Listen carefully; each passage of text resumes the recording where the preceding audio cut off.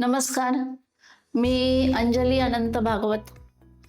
मी Gayatri English medium school means SVSPM Swami Vivekanand Shikshan Prasarak मंडळ ह्या संस्थेमध्ये 25 वर्ष झालं CEO म्हणून काम करते. माझं शिक्षण BSc BEd DSM आहे. शैक्षणिक क्षेत्रामध्ये जवळपास 40 वर्षाचा अनुभव आहे मला. BSc झाल्यानंतर जॉब करत करत BEd केलं.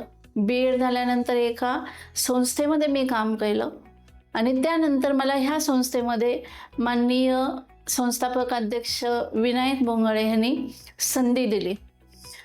ह्या क्षेत्रात ह्या संस्थेमध्ये प्रवेश केल्यानंतर मी ॲज अ प्रिन्सिपल म्हणून काम केलं. मग सरांचा असं विजन होतं की मोठी शाळा झाली पाहिजे, मोठं हे शिक्षण संकुल झालं पाहिजे आणि तुम्ही पुढाकार घ्या. आणि त्यांनी मला CEO केलं. CEOमध्ये ॲक्च्युली मला काही अनुभव नसताना प्रत्येक स्टेप्सला त्यांनी मला गाईडलाईन दिली, डायरेक्शन दिलं. त्यामुळे मी प्रत्येक गोष्ट असे छानपैकी तयार केली. मग ह्या प्रत्येक स्टेपला साहेबांचं गाईडलाईन, डायरेक्शन, त्यांची कन्सिस्टन्सीला तर सलामच आहे. एखाद्या वेळेस मी कुठलं तरी काम विसरू शकते, पण 1 महिन्याने पण ते मला विचारतात, मॅडम त्या कामाचं काय झालं. त्यांची ही कन्सिस्टन्सी फॉलो म्हणजे त्याला सलामच आहे मला. ह्या सगळ्या गोष्टी करत असताना शाळा सुरू झाली ते फक्त 60 विद्यार्थ्यांच्यावरती झाली.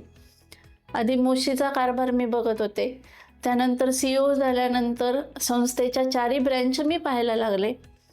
आज मोशीमध्ये चरोली, दिघी आणि पेंडोळ ह्यामध्ये जवळपास 5,000 विद्यार्थी शिक्षण घेतात आणि त्या प्रत्येक विद्यार्थ्याला व्यावसायिक कसं बनवायचं, बिझनेसमॅन तो कसा होईल, नोकरी देणारा कसा होईल, म्हणून ती सरांची जी तळमळ आहे.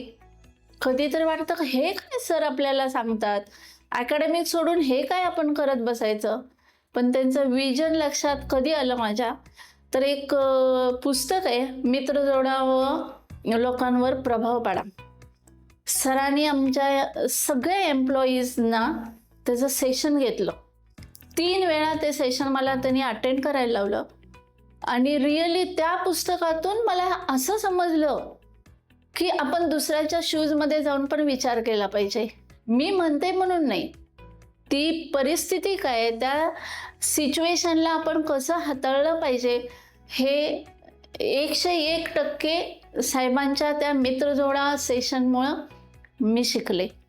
आणि फक्त माझ्या प्रोफेशनलमध्येच नाही, माझ्या वैयक्तिक आयुष्यामध्ये पण त्याचा फार उपयोग झाला. नाहीतर मला सगळे फॅमिलीमध्ये पण म्हणत होते की तू शॉर्ट अँड हॉट टेम्पर आहे.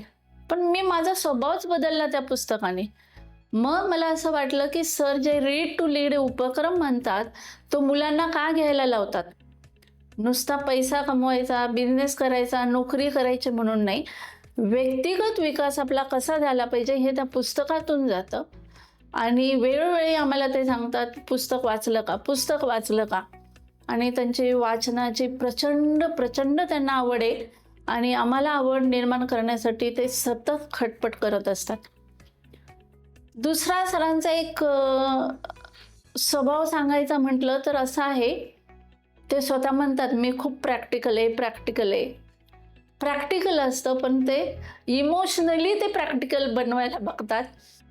म्हणजे त्या प्रॅक्टिकलच्या मागे ना त्यांचं इमोशन दडलेलं असतं. प्रत्येक एम्प्लॉईजना ते आपल्या फॅमिलीमधला मेंबर म्हणून पाहतात, त्यांची ग्रोथ होण्यासाठी धडपड करतात. आणि ह्या सगळ्यांसाठी मी तेच म्हणेन की हे फक्त संस्थापक, अध्यक्ष, CMD असेच नाही आहेत. हे एक लोकांना घडवणारं, लोकांना प्रोत्साहन देणारे एक प्रचंड ऋषितुल्य व्यक्तिमत्व आहे. आणि मी खरंच मनापासून त्यांना नमस्कार करते. आणि असंच सरांनी डायरेक्शन, गाईडलाईन देऊन माझ्याकडून, माझ्या टीमकडून सातत्यानं ग्रोथच्या इकडे आमचा प्रवास होईल ह्यासाठी आम्हाला मार्गदर्शन करावं हीच इच्छा. थँक्यू.